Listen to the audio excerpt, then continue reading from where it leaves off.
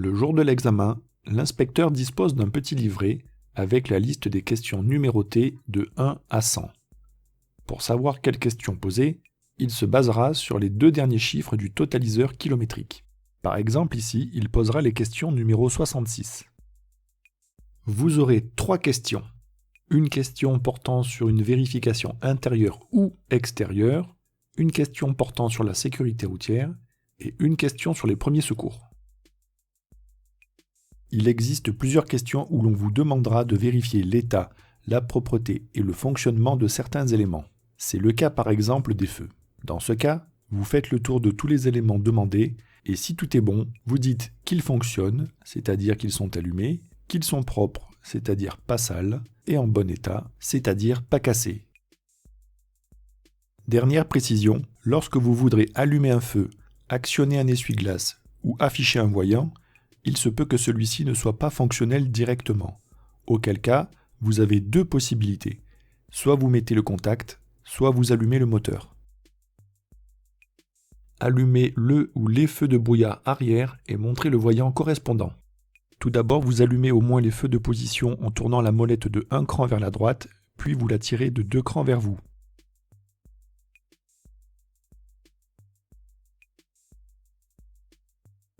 Pouvez-vous les utiliser par forte pluie? Non, car leur forte puissance risquerait d'éblouir les gens derrière nous. Allumez les feux de route et montrez le voyant correspondant. Tout d'abord, on met les feux de croisement en tournant la molette de 2 crans vers la droite, puis on pousse la manette vers le fond.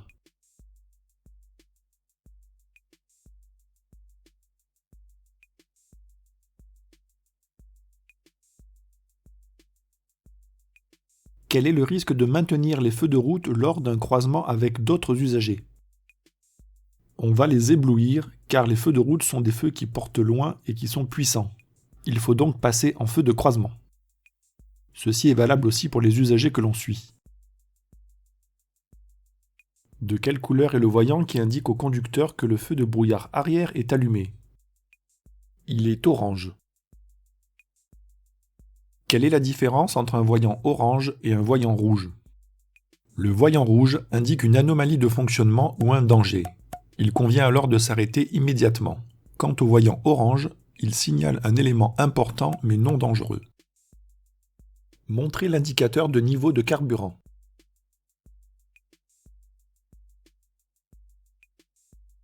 Quelles sont les précautions à prendre lors du remplissage du réservoir? Il faut tout d'abord arrêter le moteur et veiller à ne pas faire déborder le carburant. Il est aussi interdit de fumer ou d'utiliser son téléphone portable.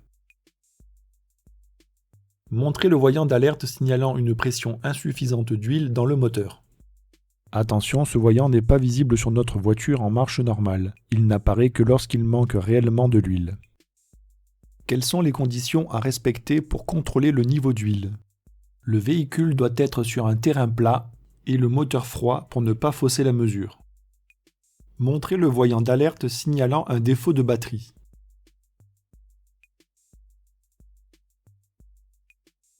Qu'est-ce qui peut provoquer la décharge de la batterie moteur éteint? Si le moteur est éteint, le fait de laisser un appareil électrique allumé, tel que l'autoradio ou encore les phares, finira par vider la batterie. De quelle couleur est le voyant qui indique une défaillance du système de freinage? Le voyant est rouge. Quel est le risque de circuler avec un frein de parking mal desserré? On aura une dégradation du système de freinage. Montrez le voyant d'alerte signalant une température trop élevée du liquide de refroidissement.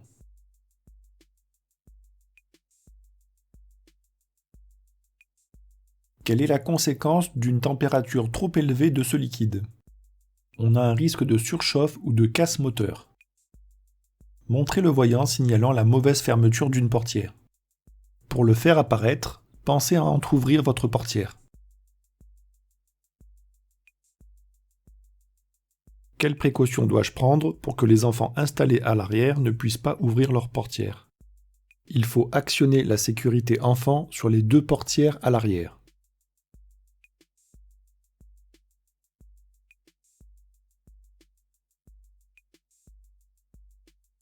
Montrez le voyant signalant l'absence de bouclage de la ceinture de sécurité du conducteur. Pour le faire apparaître, pensez à détacher votre ceinture.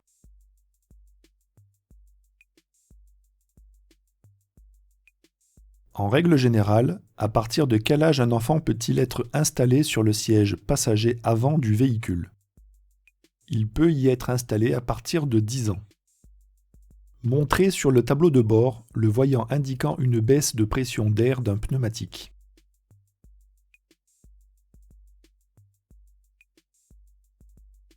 À quelle fréquence est-il préconisé de vérifier la pression d'air des pneumatiques? Il est conseillé de le faire tous les mois ainsi qu'avant un long trajet. Actionnez les feux de détresse.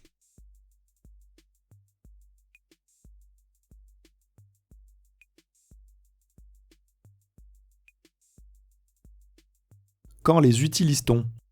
On les utilise lorsque l'on est en panne ou accidenté sur la chaussée, ou lorsqu'on est le dernier d'une file après un fort ralentissement. Faites fonctionner les essuie-glaces avant sur la position la plus rapide. La commande des essuie-glaces se trouve sur la droite du volant. Plus on la monte, plus les essuie-glaces iront vite. Pour la vitesse rapide, il faut donc la mettre tout en haut.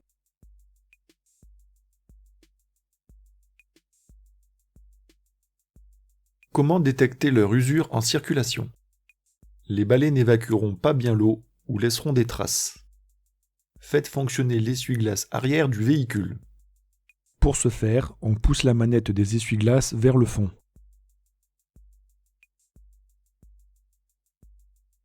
Pour une bonne visibilité vers l'arrière, en plus de l'utilisation de l'essuie-glace, quelle commande pouvez-vous actionner par temps de pluie? On peut utiliser la commande de dégivrage ou de désembuage arrière.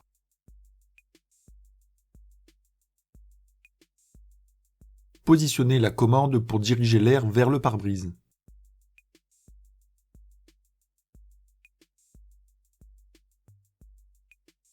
Citez 2 éléments complémentaires permettant un désembuage efficace.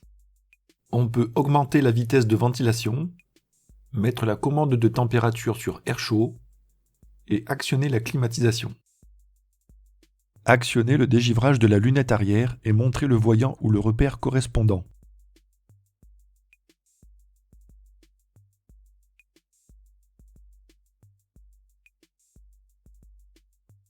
Quelle peut être la conséquence d'une panne de dégivrage de la lunette arrière? La buée ou le givre ne pourront pas être éliminés, gênant ainsi la visibilité. Montrez la commande de recyclage de l'air.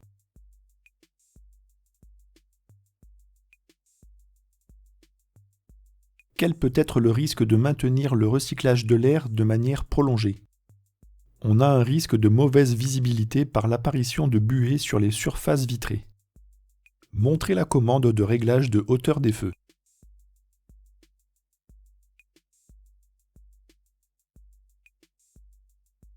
Pourquoi doit-on régler la hauteur des feux? D'une part pour ne pas éblouir les autres usagers s'ils sont réglés trop haut, et d'autre part pour ne pas avoir une mauvaise visibilité vers l'avant s'ils sont réglés trop bas. Mettez le rétroviseur intérieur en position nuit. Pour ce faire, on tire la languette située derrière le rétroviseur vers soi. Quel est l'intérêt de la position nuit? L'intérêt est de ne pas être ébloui par le véhicule qui nous suit. Montrez la commande de réglage du volant.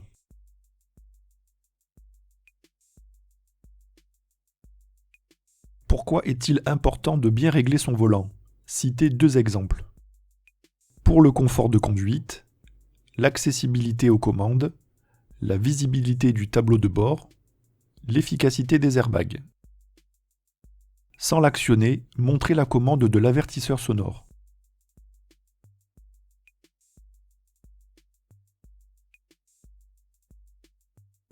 Dans quel cas peut-on utiliser l'avertisseur sonore en agglomération?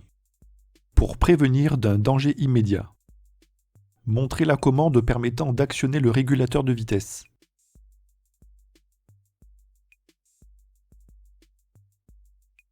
Utilisez le bouton mode pour choisir le régulateur de vitesse.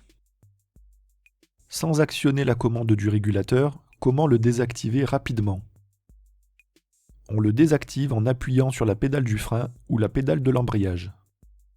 Si le véhicule en est équipé, montrez la commande du limiteur de vitesse.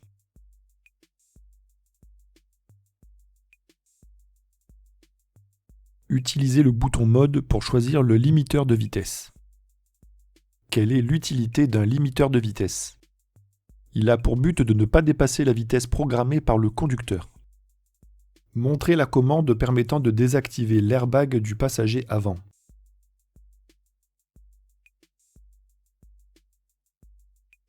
Dans quelle situation doit-on le désactiver? On doit le désactiver lors du transport d'un enfant à l'avant dans un siège auto dos à la route. Montrez comment régler la hauteur de l'appui-tête du siège conducteur. Pour le monter, on le pousse simplement vers le haut. Pour le descendre, il faut le pousser vers le bas tout en appuyant sur le bouton latéral.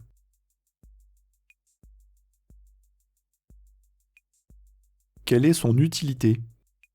Il permet de retenir le mouvement de la tête en cas de choc et de limiter les blessures.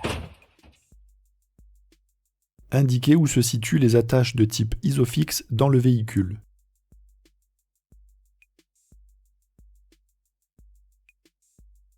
Peut-on fixer tous les sièges enfants sur des attaches de type Isofix? Non, uniquement ceux compatibles avec ce type d'attache. Vérifiez la présence du gilet de haute visibilité. Ce gilet doit être à portée immédiate du conducteur.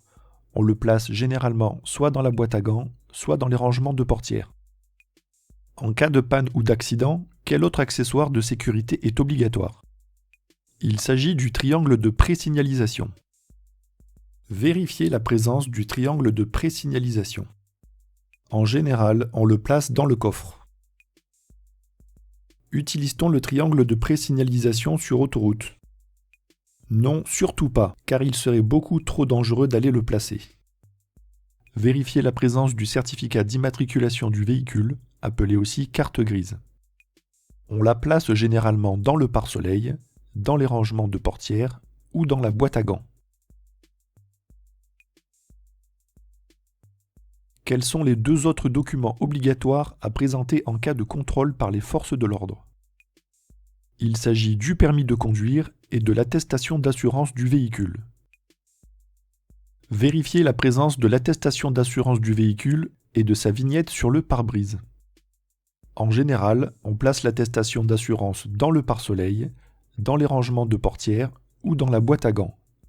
La vignette, quant à elle, se situe en bas à droite du pare-brise. Quels sont les deux autres documents obligatoires à présenter en cas de contrôle par les forces de l'ordre?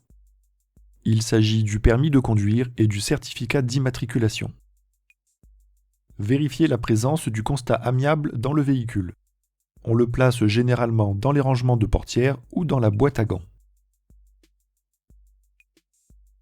En cas d'accident, dans quel délai doit-il être transmis à l'assureur?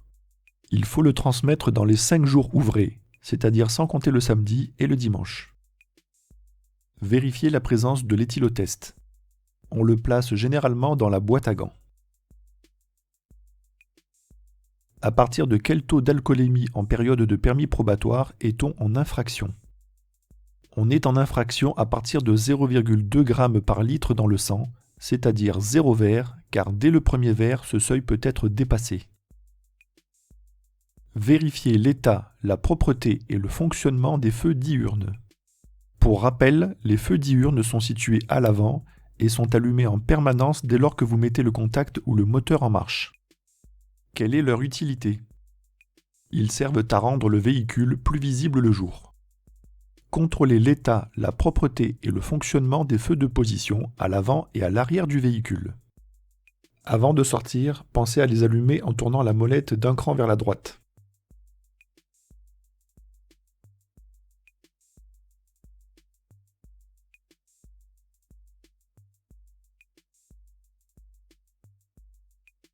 Par temps clair, à quelle distance doivent-ils être visibles?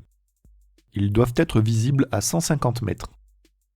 Contrôlez l'état, la propreté et le fonctionnement des feux de croisement.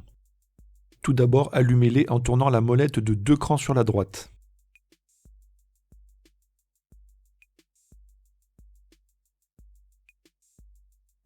Quelles sont les conséquences d'un mauvais réglage de ces feux?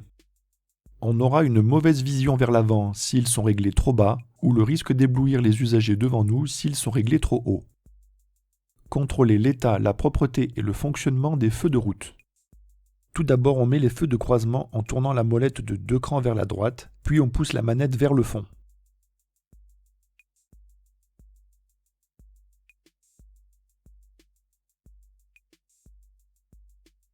Citez un cas d'utilisation de l'appel lumineux.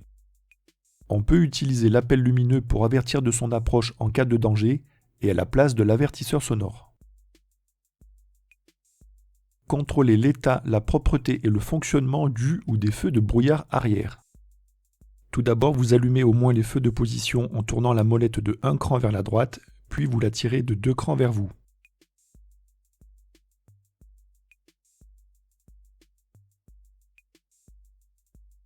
Dans quel cas les utilise-t-on? On les utilise par temps de brouillard et de neige. Contrôler l'état, la propreté et le fonctionnement de tous les clignotants côté trottoir. Actionnez le clignotant de droite ou de gauche en fonction du côté concerné.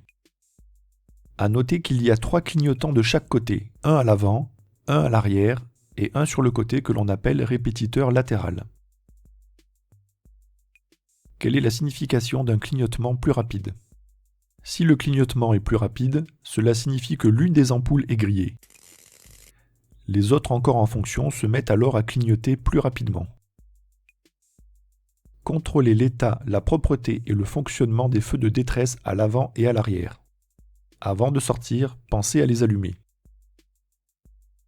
Le fonctionnement des feux de détresse consiste en l'allumage simultané de tous les clignotants. Dans quel cas doit-on les utiliser? On doit les utiliser en cas de ralentissement important ou en cas de panne ou d'accident sur la chaussée. Avec l'assistance de l'accompagnateur, contrôlez l'état, la propreté et le fonctionnement du ou des feux de recul. Si vous le faites vous-même, pensez à éteindre le moteur et à enclencher la marche arrière.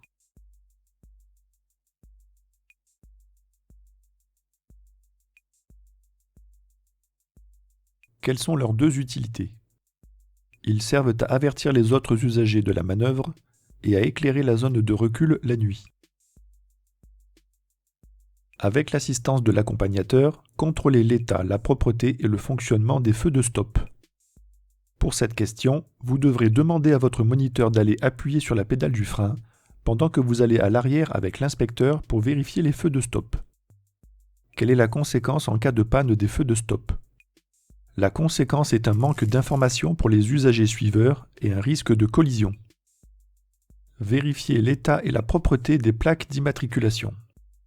N'oubliez pas qu'il y a 2 plaques d'immatriculation, une à l'avant et une à l'arrière. Quelles sont les précautions à prendre en cas d'installation d'un porte-vélo? On doit veiller à ce que la plaque d'immatriculation et les feux restent bien visibles. Vérifiez le fonctionnement de l'éclairage de la plaque d'immatriculation à l'arrière. Mettez en marche n'importe quel feu pour que la lumière puisse s'allumer. Un défaut d'éclairage de la plaque lors du contrôle technique entraîne-t-il une contre-visite? Oui, dans ce cas, la contre-visite est obligatoire. Contrôlez l'état du flanc sur l'un des pneumatiques. Le flanc, c'est le côté du pneu. On ne doit y trouver ni déchirure, ni bosse ou hernie. Citez un endroit où l'on peut trouver les pressions préconisées pour les pneumatiques. Elles sont indiquées soit dans la notice d'utilisation du véhicule, soit sur une plaque sur une portière, soit au niveau de la trappe à carburant. Pour notre véhicule, elle est située au niveau de la trappe à carburant. Sur le flanc d'un pneumatique, désignez le repère du témoin d'usure de la bande de roulement. Pour rappel, la bande de roulement est la partie en contact avec la chaussée. C'est elle qui possède les rainures.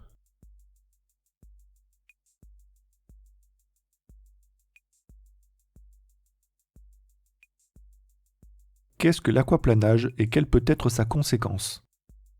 L'aquaplanage intervient lorsque le pneumatique n'a plus la capacité d'évacuer l'eau. Il se forme alors une pellicule d'eau entre lui et la chaussée, ce qui peut avoir pour conséquence d'entraîner une perte de contrôle du véhicule. À l'aide de la plaque indicative, donnez la pression préconisée pour les pneumatiques arrière, véhicule chargé.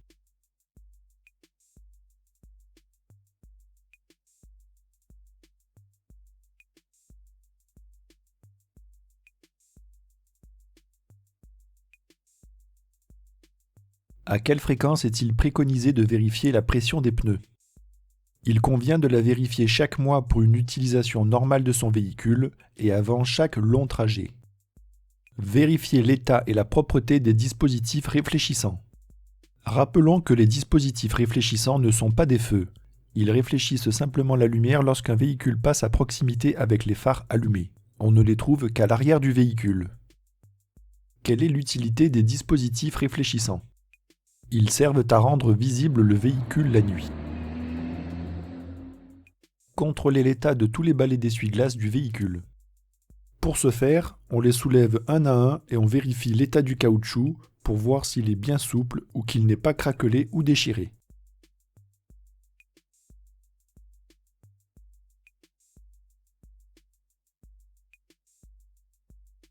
Quel est le risque de circuler avec les balais d'essuie-glace défectueux? On aura une mauvaise visibilité en cas d'intempérie. Montrez où se situent les gicleurs de lave-glace avant. Quelle est la principale conséquence d'un dispositif de lave-glace défaillant? On aura une mauvaise visibilité due à l'impossibilité de nettoyer le pare-brise. Ouvrez la trappe à carburant et ou vérifiez la bonne fermeture du bouchon.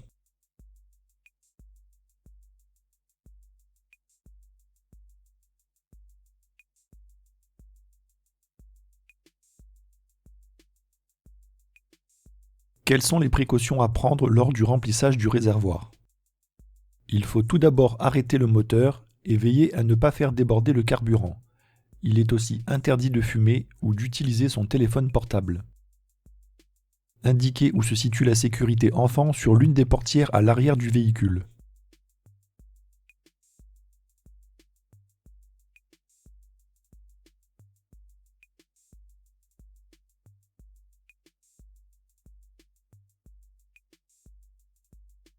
Si la sécurité enfant est enclenchée, est-il possible d'ouvrir la portière arrière depuis l'extérieur? Oui, c'est possible. Procédez à l'ouverture du capot, puis à sa fermeture en vous assurant de son verrouillage.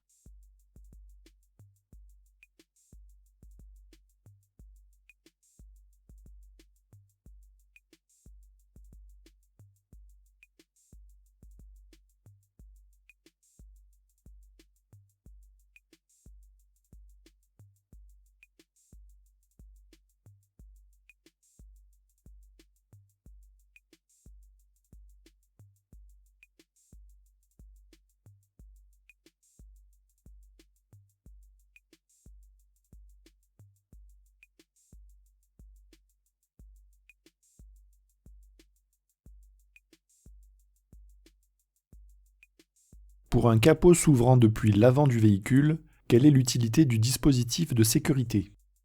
Il empêche l'ouverture du capot en circulation en cas de mauvais verrouillage.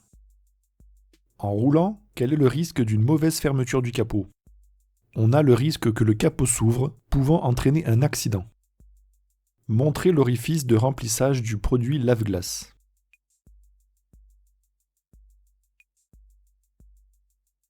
Pourquoi est-il préférable d'utiliser un liquide spécial en hiver?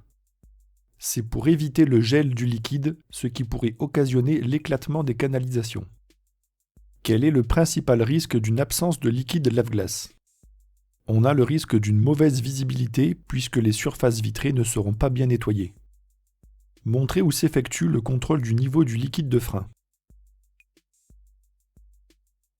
Le niveau se voit par transparence et doit se situer entre le minimum et le maximum. Quelle est la conséquence d'un niveau insuffisant du liquide de frein? On a une perte partielle ou totale d'efficacité du freinage. Montrez où s'effectue le remplissage du liquide de refroidissement.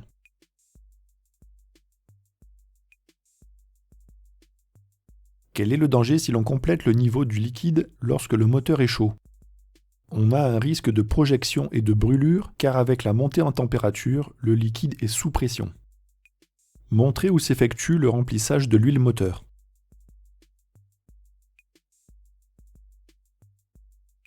Montrez où doit s'effectuer le contrôle du niveau d'huile moteur. La vérification du niveau se fait au moyen de la jauge.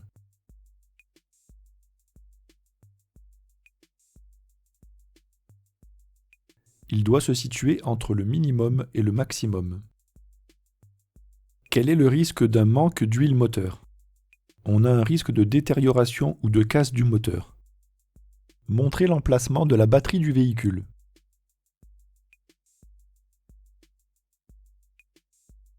Quelle est la solution en cas de panne de batterie pour démarrer le véhicule sans le déplacer? En fait, on a deux possibilités. Soit on branche une deuxième batterie en parallèle en branchant les plus ensemble et les moins ensemble, soit on la remplace par une batterie neuve. Montrez où s'effectue le changement d'une ampoule à l'avant du véhicule. L'accès aux ampoules se fait par l'arrière du bloc optique. Quelles sont les conséquences en cas de panne d'un feu de croisement? On va avoir une mauvaise visibilité et le risque d'être confondu avec un deux roues. Ouvrez et refermez le coffre, puis vérifiez sa bonne fermeture.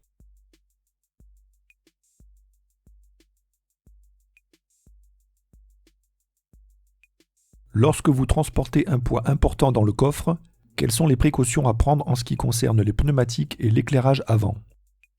Il faudra augmenter la pression des pneumatiques et régler la hauteur des feux avant. Quels sont les risques de circuler avec des objets sur la plage arrière? D'une part, on va avoir une mauvaise visibilité vers l'arrière et d'autre part, le risque de projection en cas de freinage brusque ou de choc. Montrez où s'effectue le changement d'une ampoule à l'arrière du véhicule. L'accès aux ampoules se fait par l'arrière du bloc optique et il faut pour cela le démonter. Quelles sont les conséquences en cas de panne d'un feu de position arrière? On a le risque d'être mal vu et un risque de collision. Si la vidéo vous a plu, n'hésitez pas à vous abonner et à laisser un pouce bleu, à consulter d'autres contenus ici et là et à me soutenir sur la page Tipeee. Et surtout, partagez en masse. À bientôt.